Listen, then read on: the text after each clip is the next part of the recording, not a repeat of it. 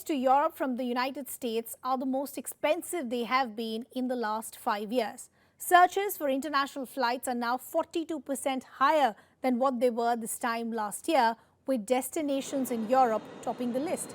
According to Hopper's lead economist, Haley Berger, Europe is averaging just under $1,200 per round ticket, which is a whopping 37% increase compared to both 2019 and 2022. Flying to Europe this summer would likely mean spending at least $300 more than one must have spent before the pandemic.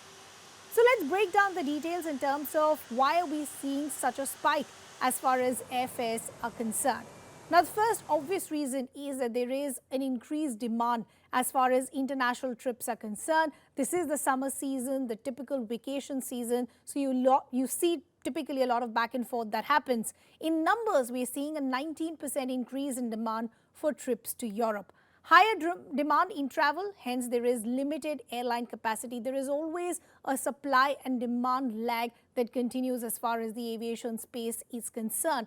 Then, of course, is the impact as far as ATF prices are concerned or jet fuel prices are concerned. They continue to have an impact as far as the flights are concerned, and that has a direct bearing as far as the money that you pay for your air tickets. Flights to Europe are averaging anywhere around $1,141 for a round trip, which, as I pointed out earlier, is a massive increase, a whopping increase by almost 37%. Let's just give you some details and let's compare the prices that we saw in 2019 to the kind of prices that we're now seeing in 2023. So look at the kind of graph that we're putting out. If you were traveling for the same locations in Europe in 2019, you were paying an average of anywhere between $800 to $861. In 2020, that was the time of the pandemic, it went down because not too many flights were working to about $751. In 2021, again, this was the time of the pandemic, things had just begun to open up.